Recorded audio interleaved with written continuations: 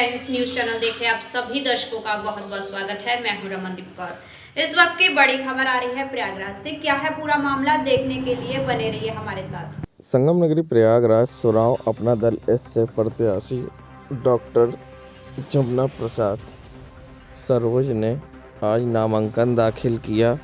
वहीं उनके समर्थकों और अपना दल एस के कार्यकर्ताओं ने जमुना प्रसाद सरोज को बुके देकर उनका स्वागत भी किया। इस मौके पर कई बीजेपी कार्यकर्ता, अपना दल कार्यकर्ता भी रहे मौजूद।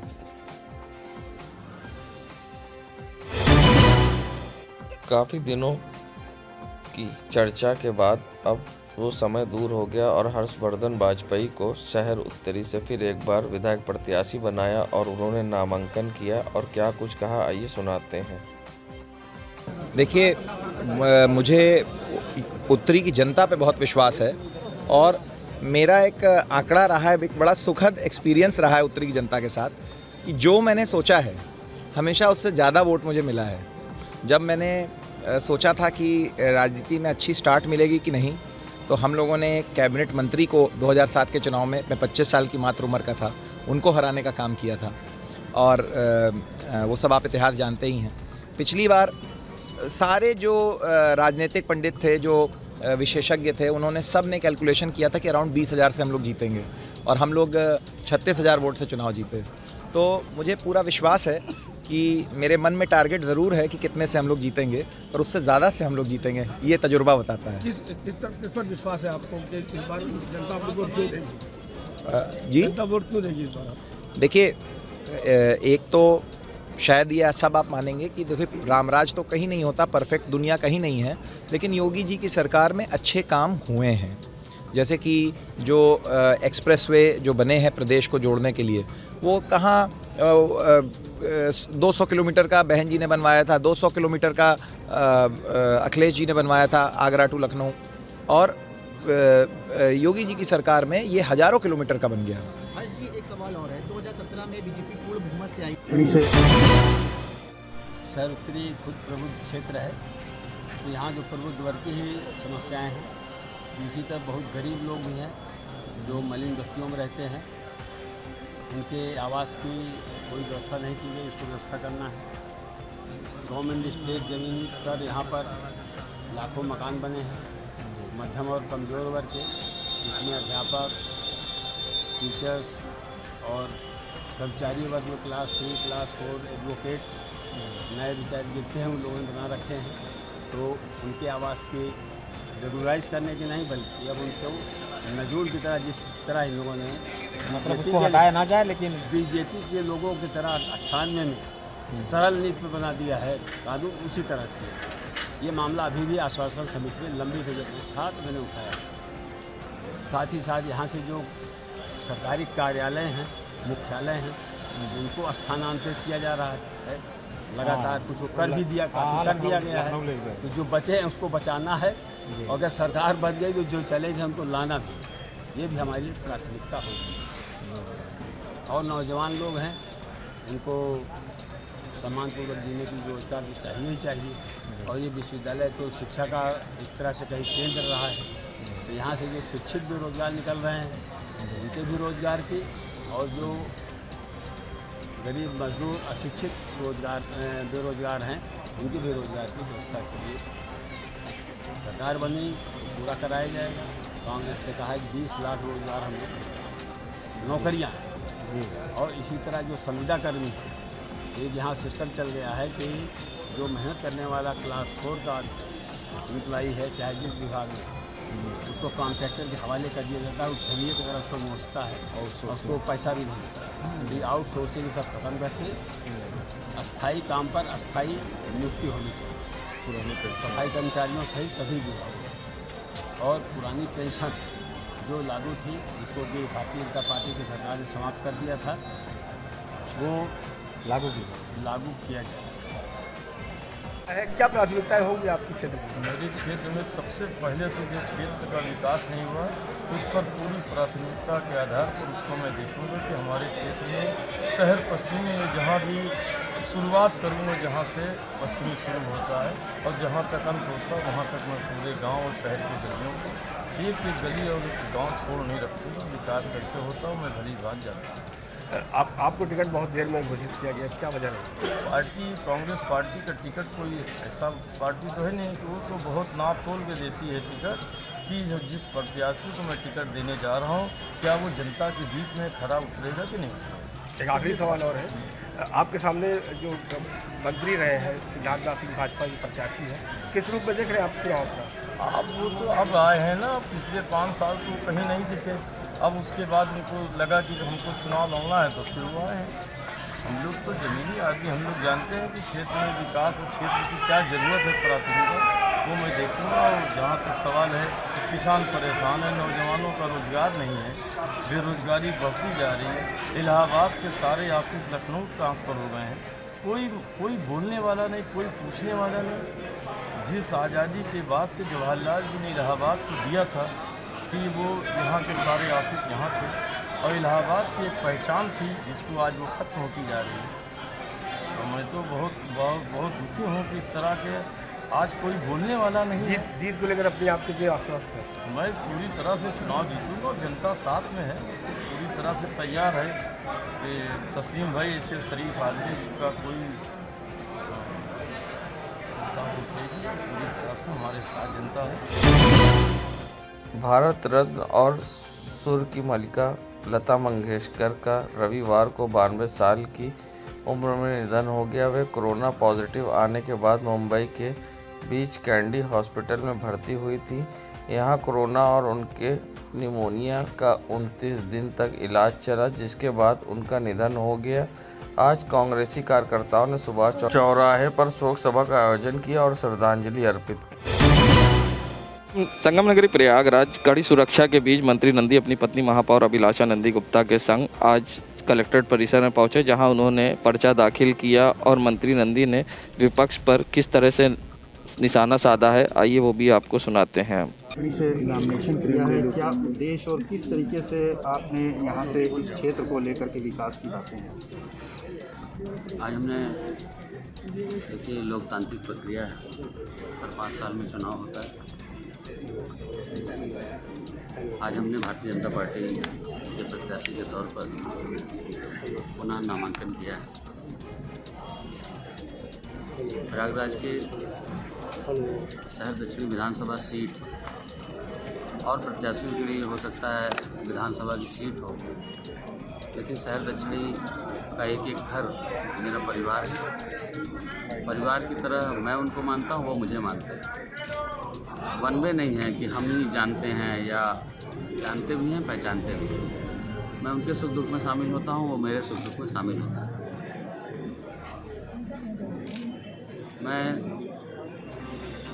प्रयागराज शहर दक्षिणी के सभी अपने मतदाता भाई बहनों से अपील करता हूँ। 2007 से जब मैं राजनीति में आया तब से लगातार आप सबने मुझे अपना आशीर्वाद प्रदान किया है। पहला चुनाव 34,846, दूसरा चुनाव 42,414, लगातार ग्रोथ, और तीसरे चुनाव में आपने इतने मत दे करके हमें अपना आशीर्वाद दिया। अगर हम 2012 की तुलना में करें तो पिछले विधायक से 2 गुना से ज़्यादा मत देकर 93,011 मत देकर के आज़ादी के बाद पहली बार इतना बड़ा इतिहास बनाने का काम किया है। मैं पुनः आपसे उसी आशीर्वाद की कामना लिए आपकी सेवा में समर्पित हूँ। पूरे 5 साल आपकी चौखट पर आपके घर परिवार में सुख दुख में शामिल रहा हूँ। और शहर दक्षिणी में 87,963 घर हैं। 87,963 घर में 73,123 घर में मेरा 1-to-1 संपर्क है। 1-to-1 मतलब ऐसा नहीं कि वो हमें जानते हैं या हम उन्हें जानते हैं। वो हमें जानते हैं, हम उन्हें जानते हैं। जान और पहचान दोनों हैं। सुख दुख में शामिल रहना है। तो निश्चित रूप से आदरणीय इस देश के यशस्वी प्रधानमंत्री जी ने जिस तरह से देश के लिए समर्पित भाव से, सेवा भाव से काम किया है, 2014 से लगातार इस देश के जनमानस में देश की तरक्की के लिए, प्रदेश की तरक्की के लिए, अपनी विधानसभा की तरक्की के लिए भारतीय जनता पार्टी के पक्ष में मतदान किया है। देवेंद्र मिश्र नगराहा से जब पूछा गया कि उनका मुकाबला किससे है इस बार शहर दक्षिणी में, तो उनका क्या कुछ कहना था। उन्होंने एक बड़ा चौंकाने वाला बयान दिया है। क्या कुछ कहा है देवेंद्र मिश्र नगराहा ने, आइए सुनाते हैं आपको किस तरह से उन्होंने दिया बड़ा बयान। कि लड़ाई आपकी किसको लग रही है कि किससे है आपकी है? लड़ाई जो पद पे रहता है उसी कुर्सी को मैं छीनता हूँ। मेरी लड़ाई लड़ने वालों से नहीं होती। कौन लड़ रहा है ये मैं नहीं जानता। जो उस कुर्सी पर आसीन रहता है उसी का पावा तोड़ के मैं बैठता हूँ, ये मेरा सिद्धांत है। तो मेरी लड़ाई। संगम नगरी प्रयागराज में समाजवादी पार्टी से शहर दक्षिणी के प्रत्याशी रईस चंद शुक्ला अपने समर्थकों के साथ आज जिला कलेक्ट्रेट कार्यालय पहुंचे, जहां उन्होंने लोगों के साथ अपने समर्थकों के साथ पहुंचे और भारी मौजूदगी में समाजवादी पार्टी के कार्यकर्ताओं की उन्होंने नामांकन किया। इस मौके पर कई समाजवादी पार्टी के कार्यकर्ता मौजूद रहे। महबूब उस्मानी और दुर्गा प्रसाद जैसे कई वरिष्ठ कार्यकर्ता भी मौजूद रहे। हम माननीय राष्ट्रीय अध्यक्ष जी हमारे अखिलेश यादव जी का नारा पहले से लगा हुआ है 300 यूनिट बिजली फ्री। उन्होंने 4 समाजवादी पेंशन देने का काम किया है और गरीबों को हर जगह हर बूथ मतलब सेक्टर वाइज पर 10 रुपये थाली खाना फ्री मिलेगा। फुटपाथ पर रहने वालों की व्यवस्था ठीक होगी, वो फुटपाथ पर रहेंगे। उनका सीधे सीधे नारा है हमारे राष्ट्रीय अध्यक्ष जी का कि केवल शिक्षा बेरोजगारी सारी चीज़ दूर करेंगे। उनका सीधे सीधे नारा है। उनका कहना है कि हमारे डायरेक्टरों के संपर्क में जो लोग चुनाव ना भी रहे हैं उनको कोई फायदा नहीं मिलेगा। नहीं, वो तो वो सही कह रहे हैं क्योंकि उनका हर घर में फ़ायदा है। उसीलिए नंदी नाम विश्वास का है। 5 साल जनता ने विश्वास कर लिया कि हर करेली में 2 आदमी डेली मर रहा है सड़क के गड्ढे की व्यवस्था देख के।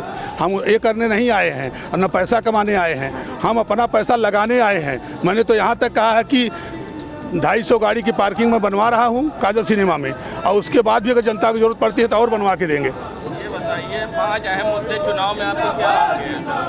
5 अहम मुद्दे चुनाव में आपके क्या रहेंगे? सबसे पहले बेरोजगारी दूर करेंगे। सबसे पहले बेरोजगारी दूर करेंगे। नौजवानों को नौकरी देंगे। बेरोजगारों को प्रयास करेंगे कि उनको यही रोजगार मिल जाए, पलायन न करना पड़े उनको। और महंगाई को जितना से ज़्यादा कंट्रोल करने का प्रयास करेंगे। हमारी सरकार की महंगाई कंट्रोल हो। कानून व्यवस्था तो एकदम चौकाचक रहेगी। राष्ट्रीय अध्यक्ष जी का एक नारा है कि कानून व्यवस्था में कहीं इस तरह नहीं होगा कि डेली मर्डर होगा। पंडित तो ऐसे वैसे खत्म हो गए हैं, करीब थोड़े बहुत रह गए हैं। मर गया पंडित नहीं रह गया। संगम नगरी प्रयागराज बसपा से शहर दक्षिणी से प्रत्याशी देवेंद्र मिश्र नगराहा ने आज जिला कलेक्ट्रेट में पहुंचकर अपना नामांकन दाखिल किया। साथ ही उनके समर्थक वकीलों ने उनके संग मौजूद रहे और कई पार्टी कार्यकर्ता भी मौजूद रहे, जहां आज देवेंद्र मिश्र नगराहा ने आज अपना नामांकन दाखिल किया। साथ ही उन्होंने किन किन मुद्दों पर चुनाव लड़ेंगे और साथ ही मंत्री पर नंदी पर भी उन्होंने निशाना साधा है। क्या कुछ कहा है उन्होंने, आइए सुनाते हैं आपको। तो शहर लगता ही नहीं है। और जहाँ तक उस क्षेत्र के विधायक या मंत्री रहे, उन्होंने खुद का विकास किया, न कि क्षेत्र का विकास किया। अगर मुझे मौका मिला, उस मतदाताओं ने अपना स्नेह दिया, तो क्षेत्र का विकास होगा। हमारा विकास स्वयं मेरे अधिवक्ता हैं, बहुत पर्याप्त मेरा विकास कर चुके हैं अधिवक्ता साथी। हमें विकास करना होगा। अब तो क्षेत्र मैदान में आज आपको मुख्य जरूरत 3 क्या बड़ी लगती है शहर? बाढ़ से डूब रहा करेली। बाढ़ एक मोहल्ले का नाम ही गड्ढा करेली है और गड्ढा करेली में 1 फ्लोर तक का मकान डूब जाता है। हर साल नई जिंदगी उनकी शुरू होती है। अंतोता एक नामनर प्रोजेक्ट है, एक बांध बनना वहाँ ज़रूरत है। सबसे सर्वप्रथम अगर हमारी सरकार बनी, बहन जी मुख्यमंत्री बनी, तो उनसे पहला अनुरोध होगा कि आप इस कार्य को तत्काल सुनिश्चित कराएं। जिंदाबाद जी। आपके यानी टिकट मिलते ही नंदी जी ने आपका बयान करना शुरू किया। पत्रकार साथियों, इस पर मैं पूर्व में बयान दे चुका हूँ। बेहतर जानते हैं कि as a present time Devendra Mishra Nagraha किस पद पे हैं। उनको ये अंदाजा नहीं कि उनको जुडिशियल पावर नहीं है। मेरे पास मेरे एक्ट के मुताबिक मैं कहीं भी किसी भी तरह की अदालत में पार्टिसिपेशन कर सकता हूं। वो कह रहे हैं उन्हें पूर्व प्रत्याशी की ज़रूरत है, तो उनकी योग्यता उनकी शिक्षा की बात है।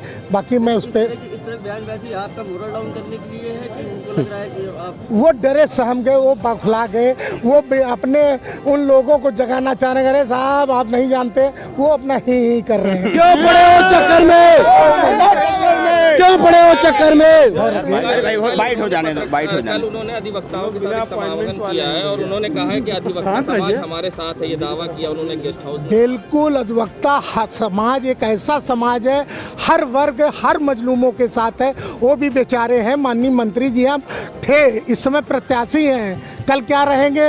अधिवक्ता बिना जनपद न्यायालय आए उनका काम नहीं चल पाएगा। तो अधिवक्ता तो हर का हित करता है, जो उसको ऑनर देता है उसका सम्मान करता है। उन्होंने अधिवक्ताओं पर गलत बयान दे दिया, इसलिए उनको अधिवक्ता समागम और पत्रकार वार्ता करना पड़ा। कहीं चुनाव के बाद मेरे लिए कष्टप्रद न बन जाए सफ़र।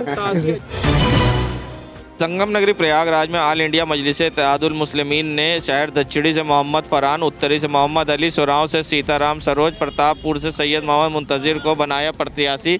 आइए क्या कुछ कहा है इस पूरे मामले में MIM के प्रवक्ता अफसर महमूद ने, आइए सुनाते हैं आपको। देखिए, मजलिस-ए-इत्तेहादुल मुस्लिमीन ने जो है अभी 4 कैंडिडेट को उतारा है प्रयागराज में, जिसमें शहर दक्षिणी है, शहर उत्तरी है, प्रतापपुर है, सोराव है, और अभी 1-2 सीट हो सकता है कल तक जो है कोई निर्णय हो जाए, तो उसमें हम लोग की पार्टी जो है चुनाव लड़ेगी। अब ये कि हमारे पार्टी का जो मकसद है वो शोषित वंचित समाज को जो है आगे बढ़ाना है। हम लोग 2017 से यहाँ पर जो है मजलिस-ए-इत्तेहादुल मुस्लिमीन ने प्रत्याशी उतारा था, लेकिन हमें बहुत ज़्यादा कामयाबी नहीं मिली। फिर हम 5 साल हमारा संगठन ने काम किया। आज हमारा संगठन जो है 57 ज़िलों में करीब अच्छा वर्क कर रहा है, जिसमें हम 100 सीटों पे जो है चुनाव लड़ा रहे हैं, और हो सकता है कि कुछ सीटें बढ़ भी जाए।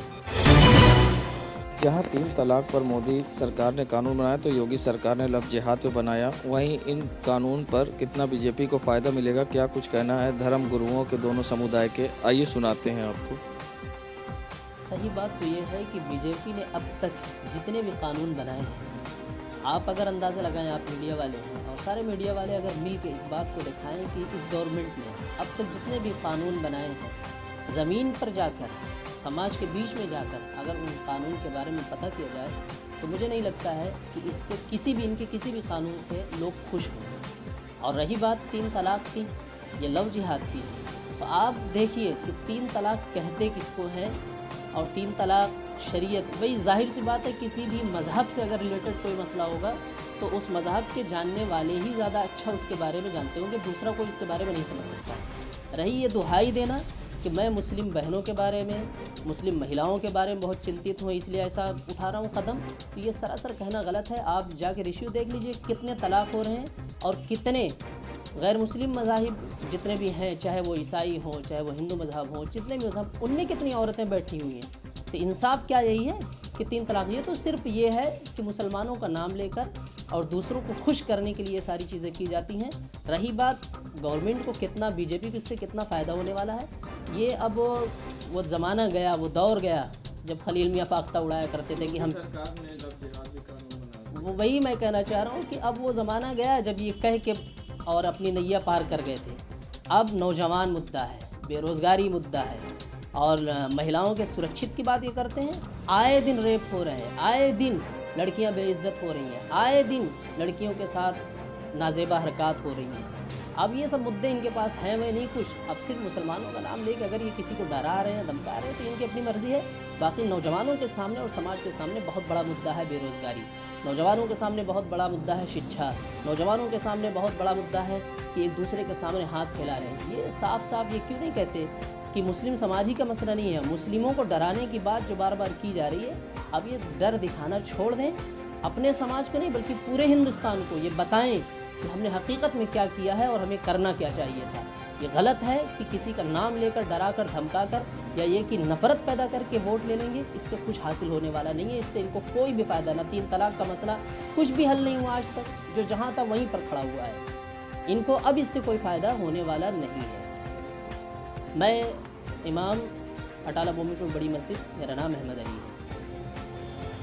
इसमें फ़ायदा तो मिलना चाहिए बीजेपी सरकार को, क्योंकि जो इन्होंने काम किया 3 तलाक पे कानून बनाया, 3 तलाक पे बहुत सी ऐसी महिलाएं थी जो बेचारी परेशान थी, दर दर की ठोकरें खा रही थी, और उनको ये निश्चित हो गया कि नहीं अब हमारा भविष्य सुरक्षित है, किसी बार किसी और के हाथ में नहीं जाना पड़ेगा, बार जिल्लत नहीं झेलना पड़ेगा, तो वो तो उनको सपोर्ट करेंगे, उसमें तो कोई दो राय नहीं है। और लव जिहाद का जो मैटर है, इसमें बहुत सी हमारी बहनों बेटियों के साथ अत्याचार होता था, अन्याय होता था। जो कम उम्र की होती थी उनको बहला फुसला करके लोग ले जा करके शादियाँ करते थे और बाद में छोड़ देते थे।